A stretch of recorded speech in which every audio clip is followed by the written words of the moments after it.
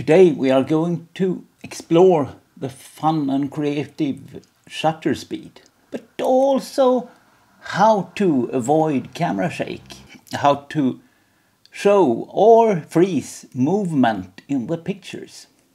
And of course, shutter speed has to do with exposure, how to let proper amount of photons into the sensor or the film.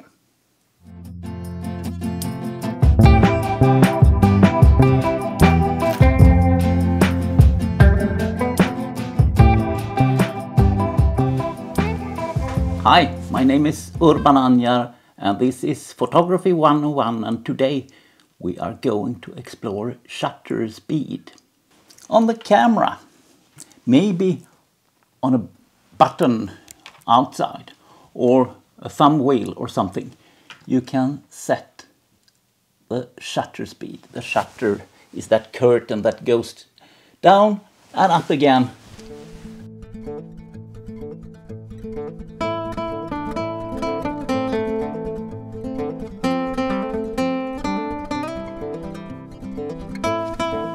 To open the camera for light. And there is a scale. And when it says, let's say 500 on that scale, that's 1/500 seconds. That's 2 milliseconds. And if it says 8, it's 1/8 of a second. If it's a little mark behind the number, that's full seconds. So we have long times, slow times, and we have short times or fast time. And the slower times we use, the more light we will let in. And the faster times you will let in a lesser amount of light. And those steps are, as the aperture, they are half and double. So if you go from 125 to 250, you will get the half amount of light. And if you go to a 60th, then you get the double amount of light. There's a special marking maybe on one of the times. On my camera it's an X on 250. And that's the flash sync speed. You don't need to use exactly that speed for flash. You can use that or a longer time. You cannot get the whole picture lit by the flash, so you will get a black ribbon on the images. As a beginner, the most important thing might be to try to avoid camera shake. And the shorter, the faster times you use, the easier it is to avoid camera shake. You may not be able to use those fast times outside of the most sunny days. So you have to develop a shooting technique. Shooting with your legs apart if you're standing, finding support from something, a table, a tree, or whatever. You use your 3 points. You lean the camera to your face and hold it with 2 hands.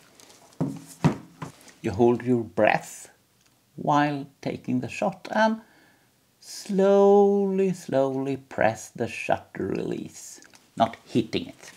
Then it opens up a possibility to use a little bit longer times and still get sharp pictures. Of course, you can use a tripod on a cable release, and if you have a mirror in your camera, you have to fold it up before you take the picture. Then you can use very long shutter speeds.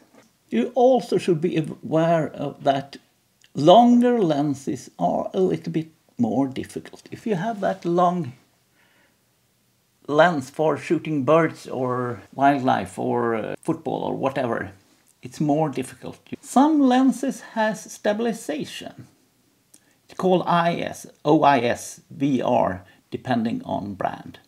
And that's good, but it's built into just that lens. So you may have one stabilized lens and others who aren't. But there is also a thing called IBIS, in-body image stabilization, which is available in some of the newer camera bodies.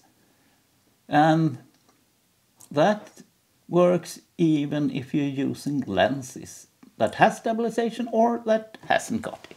You can of course use flash or strobe or speed light or whatever you call it to add light, and it also makes the picture sharper by its very short burn time, so you get a very fast exposure. Now to the fun and creative stuff, and you may need to use a neutral density filter or a gray filter, or maybe wait till it's dark enough to use the really long shutter speeds.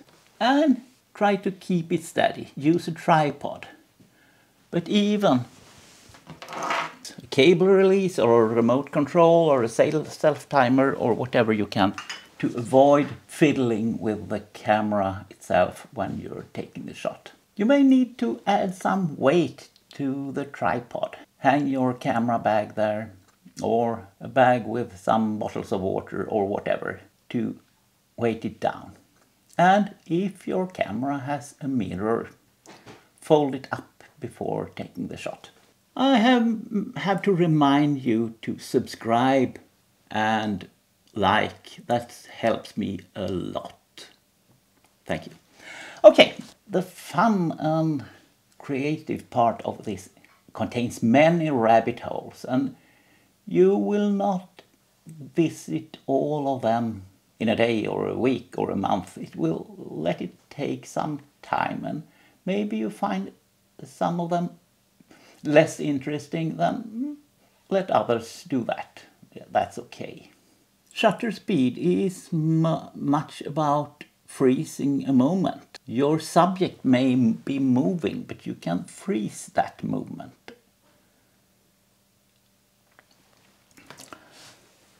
This is a sports picture, and it's also an example of what I was talking about the last episode, and that was zone focus. Often you're told that you need to have a long zoom to shoot sports, but this is shot with a wide angle and zone focus. And try to remember this picture. You will see another version of it later.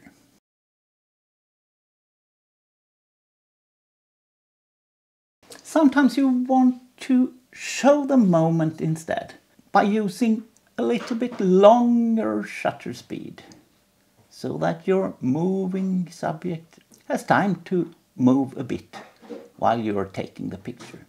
And here it's raining on the concert. Now this is a traditional Swedish midsummer celebration,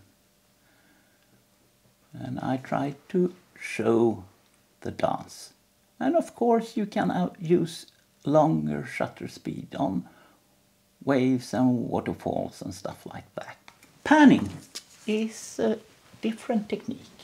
Then you use a fairly long shutter speed, but you follow the subject, and in the middle of your movement you take the shot. And if you're lucky, this is difficult, you get a sharp subject but a blurry background. Not blurry because of the depth of field, but blurry because of your movement. You can use really long exposures. I talk about seconds, sometimes many seconds, with the camera on a tripod. Here's making of rocky ceramics. And here's the sea again.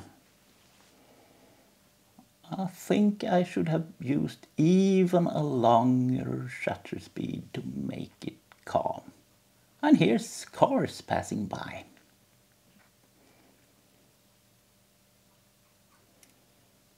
Don't be afraid of taking out your cameras in the night. At least in towns and cities, it tends to be light enough to make some pictures.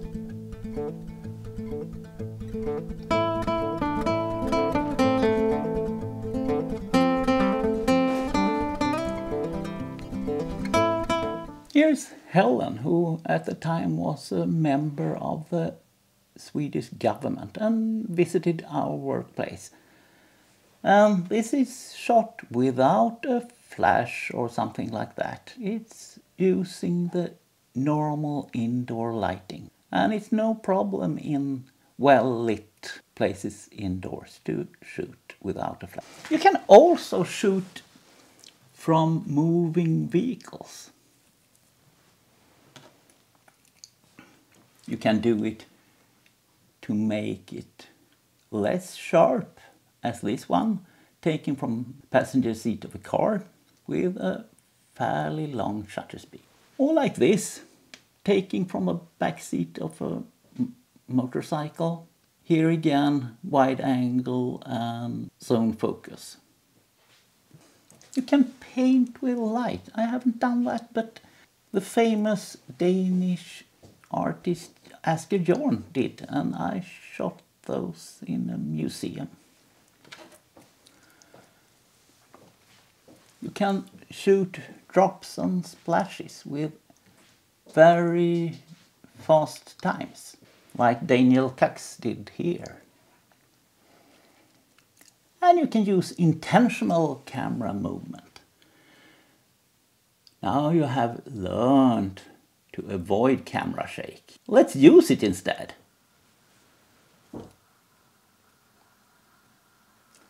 And of course you can shoot the sky, often with fairly long shutter speeds to let in enough light.